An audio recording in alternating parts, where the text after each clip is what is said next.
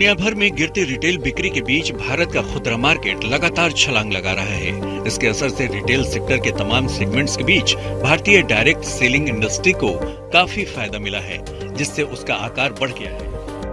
World federation of direct selling association यानी WFDSA के ताजा आंकड़ों के मुताबिक 2022 के दौरान भारत में डायरेक्ट सेलिंग इंडस्ट्री 3.23 अरब डॉलर से ज्यादा की हो गई है।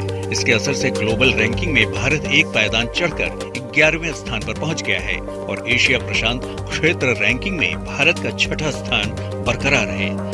टॉप 5 देशों में कोरिया, चीन, जापान, मलेशिया और ताइवान है। अगर बीते 4 साल के दौरान वर्ल्ड डायरेक्ट सेलिंग इंडस्ट्री के प्रदर्शन पर नजर डालें, तो ग्लोबल रिटेल सेल 2022 के दौरान 172.8 अरब डॉलर, 2021 में 175.5 अरब डॉलर, 2020 में 172.14 अरब डॉलर और 2019 में डायरेक्ट सेलिंग इंडस्ट्री की ग्लोबल रिटेल सेल 168.17 अरब डॉलर थी।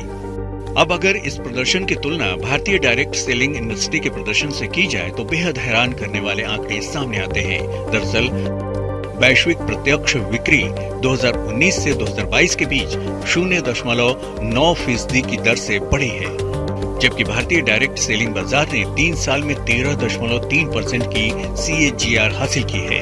ये प्रदर्शन इस लिहाज से काबिल तारीफ है कि दुनिया की टॉप 10 डायरेक्ट सेलिंग कंपनियों में से केवल 3 ही भारतीय बाजार में है। भारतीय डायरेक्ट सेलिंग मार्केट ने 2022 में 5.4% से ज्यादा की सालाना ग्रोथ हासिल की है, जिसे परिस्थितियों के लिहाज से बेहतर बताया जा रहा है।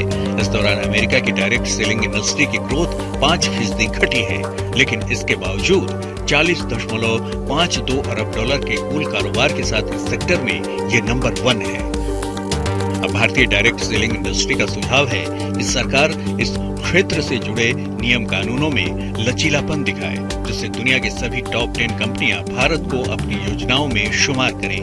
आदित्य केराणा, आज तक।